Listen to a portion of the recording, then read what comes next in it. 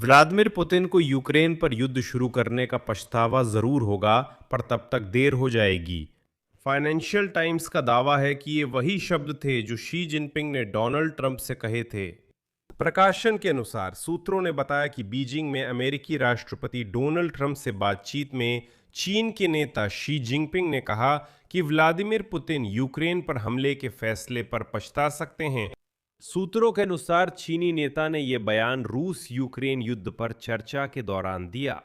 इसके साथ ही इससे पहले जब उन्होंने राष्ट्रपति जो बाइडेन के साथ खुलकर और सीधे बातचीत की थी, तब उन्होंने कभी भी पुतिन और चल रहे सैन्य संघर्ष पर अपनी राय नहीं रखी थी। लेकिन क्या वाकई शी जिनपिंग ऐसा कह सकते थे? और क्या शी जिनपिंग और डोनाल्ड ट्रंप के शिखर सम्मेलन के नतीजों के आधार पर ऐसे बयानों का कोई आधार है? आइए इसी पर चर्चा करते हैं। मेरा नाम अलेक्सेई पेचिए है। आइए इस विषय पर चर्चा करें। पहले इस YouTube चैनल को सब्सक्राइब करें, लाइक करें और टिप्पणी करें। और इससे पहले कि हम शुरू करें, एक सेकंड आपका ध्यान चाहता हूं, क्योंकि ये एपिसोड प्रेप्लाई प्लेटफॉर्म के समर्थन से आ रहा है। ये एक यूक्रेनी ऑनलाइन प्लेटफॉर्म है जहां विदेशी भाषाओं के ट्यूटर मिलते हैं। वहां लगभग 1 लाख शिक्षक और 90 भाषाएं उपलब्ध हैं। ये उन लोगों के लिए उपयुक्त है जो प्रवास के दौरान जर्मन, अंग्रेजी, पोलिश या कोई भी भाषा सीख रहे हैं। और जो आपके लिए बहुत ज़रूरी है, अभी वहां पहली क्लास पर 50% की छूट मिल रही है। इसलिए इस वीडियो के डिस्क्रिप्शन में एक लिंक है जिस पर क्लिक करते ही आपको YouTube चैनल अलेक्सिया पेचिया से तुरंत 50% की छूट मिल जाएगी। अब हम एपिसोड की ओर बढ़ते हैं। तो फाइनेंशियल टाइम्स का कहना है कि शी जिनपिंग की टिप्पणी ऐसे समय में आई है जब यूक्रेन के खिलाफ रूस का युद्ध 4 साल बाद केवल पूर्ण पैमाने की फ्रंटलाइन फेज में जाकर एक गतिरोध में फंस गया है और कीव अब रूसी सेना और रूस के अंदरूनी इलाकों में लक्ष्यों पर हमले के लिए ड्रोन का अधिक प्रभावी ढंग से इस्तेमाल कर रहा है। इसीलिए शी जिनपिंग ने ट्रंप से कहा कि पुतिन युद्ध शुरू करने पर पछताएंगे।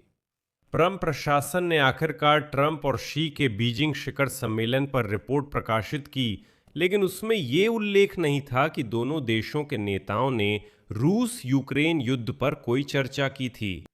और यहां मैं थोड़ा सा विषयांतर करूंगा आपके साथ। ट्रंप के बीजिंग दौरे के नतीजों पर चर्चा करेंगे, जैसा कि खुद व्हाइट हाउस ने बताया।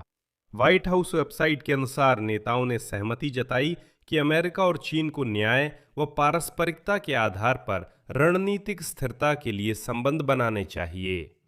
इसका भी उल्लेख किया गया है कि शी जिनपिंग इस साल की शरद ऋतु में अमेरिका का दौरा करेंगे और साथ ही उद्धरण है, दोनों देश G20 शिखर सम्मेलन के मेजबान और समर्थक देशों के रूप में एक दूसरे का समर्थन करेंगे। इसी दस्तावेज में कहा गया है कि दोनों नेताओं ने सहमति जताई कि ईरान के पास परमाणु हथियार नहीं होना चाहिए। उन्होंने हार्मुज जलडमरू मध्य में कामकाज बहाल करने का आह्वान किया और सहमति बनी कि किसी देश या संगठन को जहाजों से शुल्क वसूलने की अनुमति नहीं होनी चाहिए। दस्तावेज के मुताबिक ट्रंप और शी ने उत्तर कोरिया के परमाणु निरस्त्रीकरण के साझा लक्ष्य की पुष्टि की। आर्थिक संबंधों के मामले में वे 2 नए अंतर सरकारी निकायों, व्यापार मंडल और निवेश परिषद के गठन की बात करते हैं। व्यापार मंडल संयुक्त राज्य अमेरिका की सरकार और चीन की सरकार को उन वस्तुओं के द्विपक्षीय व्यापार को नियंत्रित करने की अनुमति देगा जो अर्थव्यवस्था के लिए गंभीर खतरा पैदा करने वाली श्रेणी में नहीं आती हैं। निवेश परिषद निवेश से जुड़े मुद्दों पर अंतर सरकारी चर्चा के लिए एक मंच प्रदान करेगी। अंतर्राष्ट्रीय व्यापार में समझौते भी सूचीबद्ध किए गए हैं। साथ ही बताया गया है कि चीन दुर्लभ पृथ्वी तत्वों और अन्य अहम खनिजों की आपूर्ति में घाटे पर अमेरिका की चिंताओं पर विचार करेगा, जिसमें ईट्रियम, स्कैंडियम, नियोडीमियम और इंडियम शामिल हैं।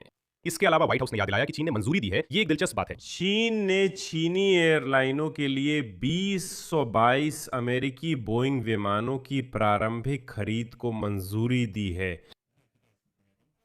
और अगले 3 वर्षों के दौरान चीन हर साल कम से कम $17 अरब की अमेरिकी कृषि उत्पाद खरीदेगा। साथ ही चीन ने अमेरिकी गोमांस और पोल्ट्री मांस के आयात पर सभी प्रतिबंध हटाने पर भी सहमति जताई है। बस इतना ही। लेकिन जैसा कि आपने समझा, यूक्रेन के बारे में एक शब्द भी नहीं कहा गया। चीनी विदेश मंत्रालय के प्रतिनिधि ने कहा कि ब्रिटिश प्रकाशन में शी जिनपिंग द्वारा ट्रंप से मुलाकात में पुतिन की आलोचना करने की खबर पूरी तरह मनगढ़ंत है। संभव है कि शी ने सिर्फ पुतिन के साथ उस शिखर सम्मेलन को खराब न करने का फैसला किया हो जो आज ही शुरू हो रहा है।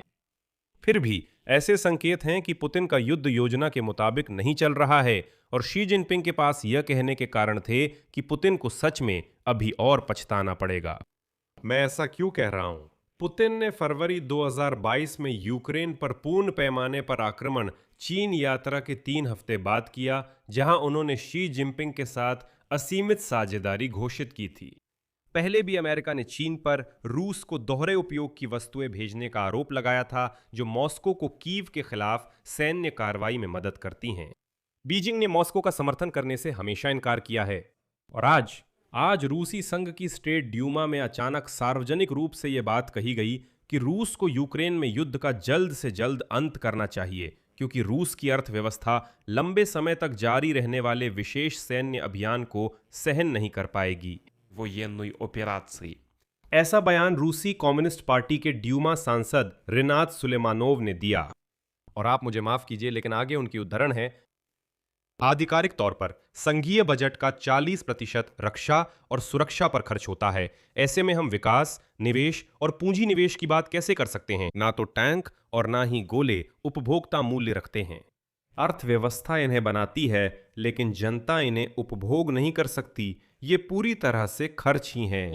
और इस रूसी सांसद के अनुसार रक्षा क्षेत्र पर बड़े खर्च निश्चित रूप से रोजगार तो देते हैं, लेकिन साथ ही महंगाई बढ़ाते हैं और बजट के सामाजिक व निवेश खर्चों में कटौती करते हैं।